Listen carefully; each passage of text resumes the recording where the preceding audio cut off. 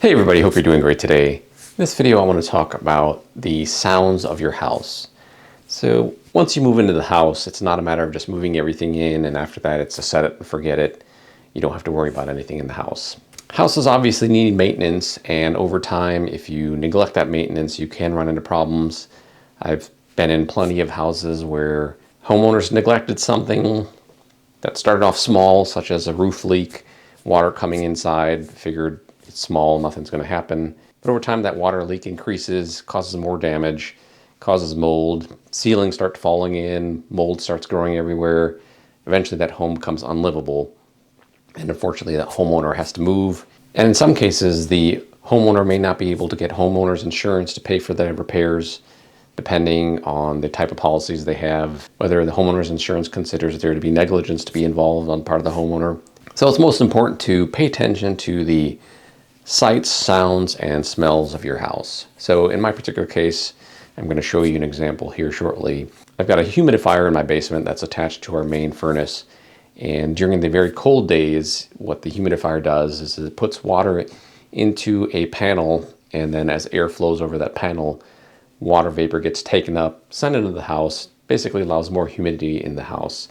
So especially in the wintertime when you've got that dry winter air, having a humidifier helps moisten that air. It helps with your sinuses. You might notice in very dry areas, dry conditions in your home, that you get those nosebleeds, you get a very dry, itchy nose, skin more likely to dry out.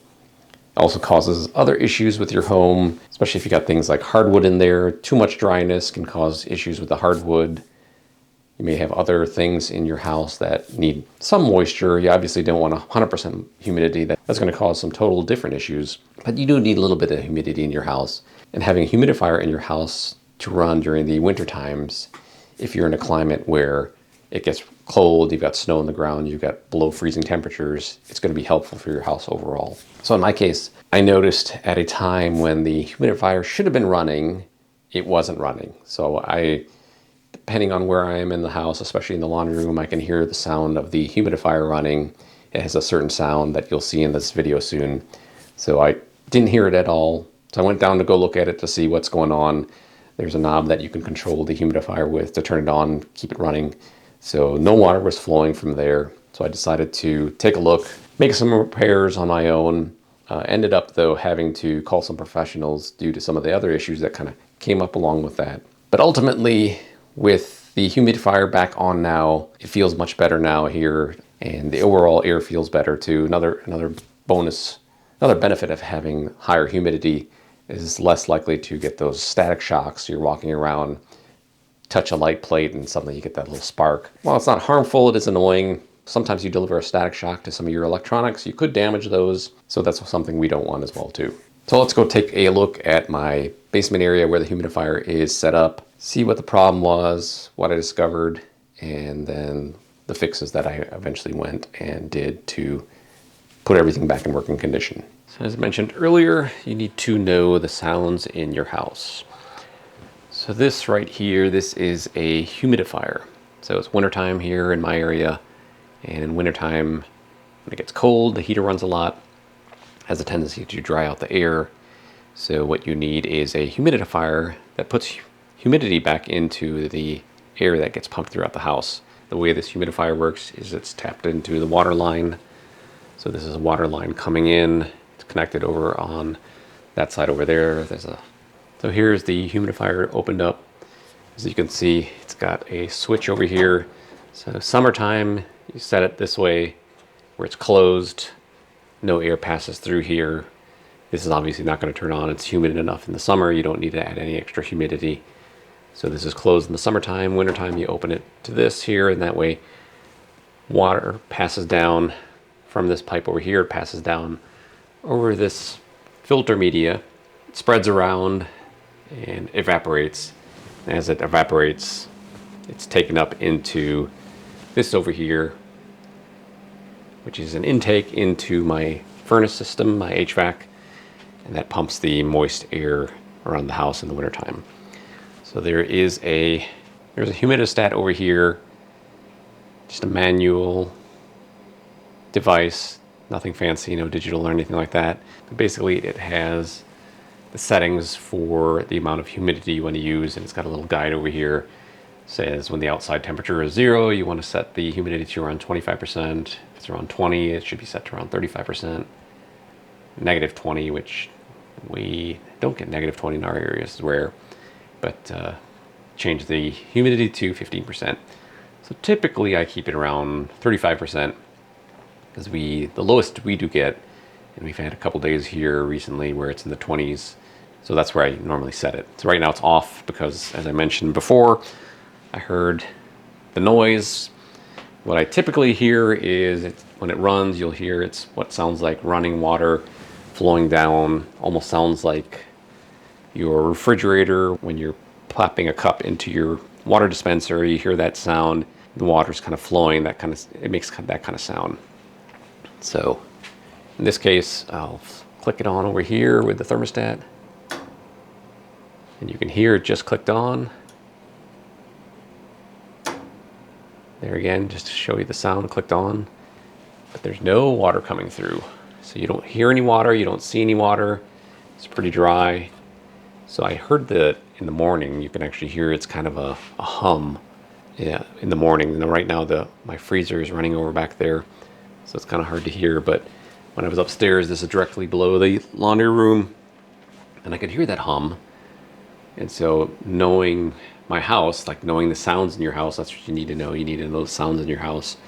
So that way when you hear something different, you need to investigate. So in my case, I did come down here, take a look at this. It was set properly where it's supposed to be set. Clicked on. I turned it off, then turned it back on. Heard that sound,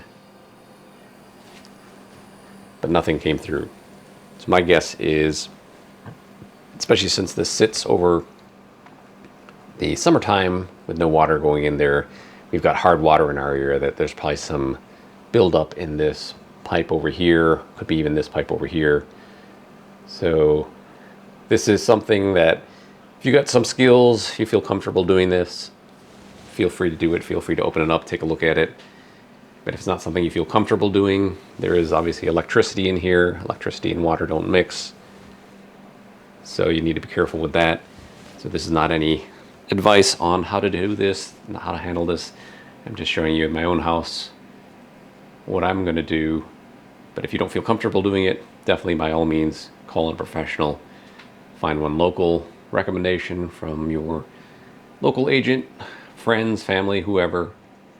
Get them to come and take a look at it, and they should be able to fix it. And what you could do is, as part of the overall visit, you don't need to call them just for this. They're probably going to charge you $100, $150 visit fee just for taking a look at this. Depending on your local area, prices may vary, but call them in for a HVAC tune-up. So you should be tuning up your HVAC at least once a year, just to make sure everything's working fine, everything's maintained and cleaned on the inside. So that's something I would not do. I would not open this up and clean it out. I don't have the skills to do that, so definitely I would hire a professional for doing that. So when you do call that professional out to do the tune-up, whatever they're going to charge you for the tune-up fee, they should also include maintenance on this. So if it's a matter of just this being clogged, then yes, they should maintain that. If it's just a matter of opening this up, cleaning it out, then they can do that for you as part of that fee. Now, of course, if they need to replace this, let's say this solenoid here is bad. This is basically a valve over here that once it opens up, it allows the water to flow through. So if this is bad, then they're going to charge you extra. Obviously, they need to replace this, but they'll do that for you. So in my case, I might be able to take care of it myself. I'll have to see if the water flows at all or not through this here. I do hear the water running a little bit, some here and there. So if it's just a matter of clogs here and there, and then once this turns on again, water should flow, should be no issue. But if this is bad, if the electronics in this are bad, and this needs to be replaced, it might be something I can do. I'll have to do some research on YouTube, of all places, to see the part I should be able to identify. What I would suggest is, if you want to do it, look up the model number of the device over here, see what they use over here. You might not have to use the exact same one as this one over here. You can probably find a decent replacement at your local hardware store. So you need to make sure it fits on these parts over here. You obviously don't want one that's too large, and you're gonna have to mess with the piping and whatnot. That's, for me at least, that's beyond my skill level. I would rather hire somebody out to do that then, but these should be replaceable parts. So if you own a house, I always recommend having the proper tools, having some tools on hand, hammers, screwdrivers, different pliers. It's always handy to help do these minor maintenance chores around the house. I'll probably do a video later on what kind of tools work good for a house. So this is a nut over here. I plan on using an adjustable wrench to remove it. I'll start off with removing the top one after shutting off the water. There's going to be water still in this tube over here, so I'll make sure to have a bucket underneath, and then as well some towels just to catch any splashes. So one of the things with the home ownership and hearing those different noises is troubleshooting. So with this, the way I troubleshooted it is, as you can see, this right here is the actual connection. That's the copper pipe, swings up around over the HVAC over there and connects into the humidifier. So I did turned it closed, opened it up. Actually could hear water, did get a little trickle of water inside the humidifier. I actually could see it in there. There's water in there. I could touch it, feel it's wet. It's dried up now. The furnace has been running on and off today because it's cold. So I know that water is getting in through there. So my thought is that yes, this is working. It's just a matter of, there's a clog in the line.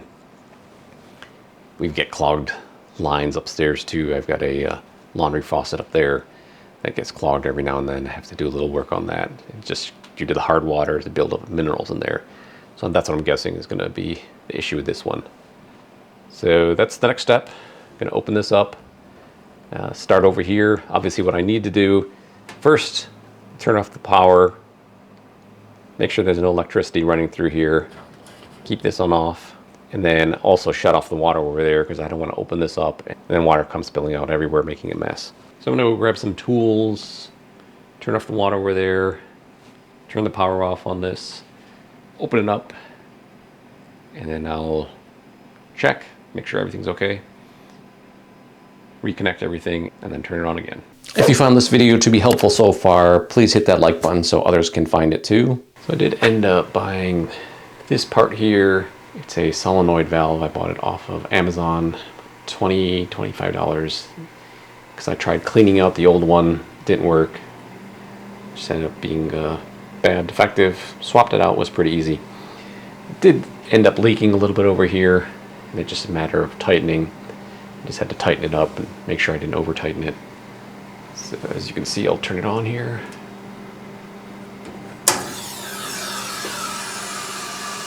You can hear the water running. I did replace this. This was old, a couple years old. Purchased it from my local Home Depot store. It's pretty easy to install. One thing I did need to call out a professional plumber for, as you can see, this valve up here, I had them install. Instead of that, what was originally installed is called a saddle valve. And so when I was in the process of turning it on and turning it off a couple of times, it started leaking. Basically, when it was partially opened or partially closed, the valve would leak. So that was something I needed to change too, because saddle valves are known to be not that reliable, and you know, they're basically a valve that just snaps onto the copper pipe and then it pierces it. That's what runs the water from there. That line you see up there, that water line runs to the humidifier over here. So that when it was installed, that was a cheaper, quicker valve to install, whereas this one I did call a plumber out. Since it was leaking, I figured I'll just have them do a one-time fix, make it more permanent. So they had to come out, they did have to shut off the water. They did a draining on my water heater here, which also is recommended periodically, just to flush out sediment and stuff in the water heater. And they replaced that all in all for a cost about $200. So as mentioned in the beginning, when it comes to home ownership, you need to pay attention to the sounds of your house. Know what the regular sounds are, and then if there's something different, you should investigate what that different sound is just to make sure nothing is majorly wrong. Especially in the case where, you've got a furnace, it's wintertime, suddenly you hear a rattling sound that's normally not associated with your furnace. You definitely want to go check that out. The last thing you want to have to happen is it's the middle of winter, it's cold, you got below freezing temperatures, your furnace cuts out, middle of the night. Getting somebody to come out and take a look at that, it's going to be very expensive. And especially when you get a sudden snowfall or you get sudden cold temperatures, there's high demand for all of these HVAC technicians because everybody's system is getting kicked on at the same time. And many people are learning, okay, my system's not working anymore, I need to get help. So you want to make sure you take care of maintenance issues ahead of time. That way you don't run into problems at the last minute and you're stuck looking for help. Drop your thoughts in the comments below. What kind of different sounds have you heard in your house and what did they lead you to discover? Is it something that you needed to address? Why or why not? Let me know in the comments below. Thank you for watching and I'll see you in the next video.